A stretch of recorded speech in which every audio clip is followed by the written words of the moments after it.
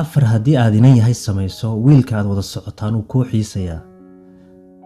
maryanay waan ogahay marka uu jacayl kugu dhaco inaad rabto inuu saaxiibka adiga mooye wax kaleba ka fakirin, laakiin marnaba iskuma hawshid inuu maqnaanshiyahaaga u xiiso.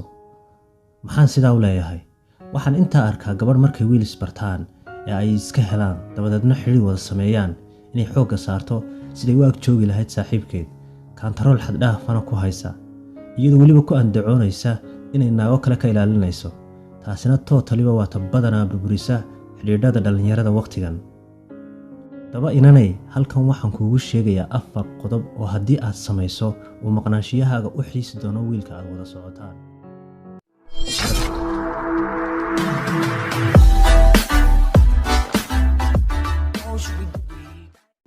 Number 1, ka yara fogow. sii waqti uu kugu tago oo ka yara dheerow, maxaa yeelay qofna wuxuu haysto ma garto ilaa uu waayo waxaas uu haystay. haddii aad keliya la hadasho ee aanad la kulmin maalmo ama toddobaado, bal qiyaas intaad jaanis u heshay inuu kuu xiiso. waan ogay inaanu qodobkani fududayn, balse taasi waxay ku siinaysaa natiijo wanaagsan oo ah inuu aad kaaga fikiro.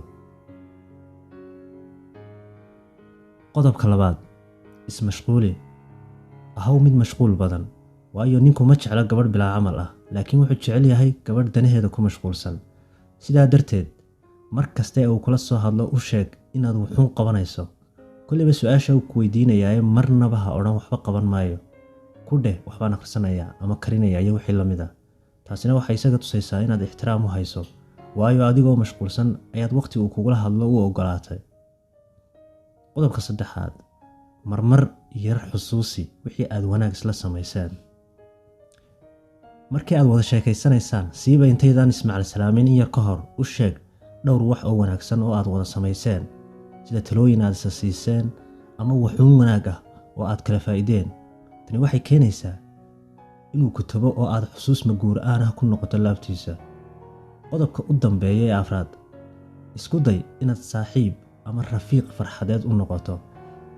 had iyo goor noqon mid wanaag iyo farxad ka sheekaysa, si ha noqon mid mar kasta dhibaatooyin iyo balaayo ka sheekaysa, sida xidhiidho burburay, dad iskhiyaameeyey iyo lamaane isxumeeyey. waayo qofna ma jecla inuu war dhiila lahuna ay dhigihiisu maqlaan. uga sheekay wax wanaagsan, waayo hadalka wanaagsan waa sadaqo. haddii aad saaxiib farxadeed u noqoto, waxa hubaal ah inuu 100 jeer maqnaanshiyahaaga u xiisi doono.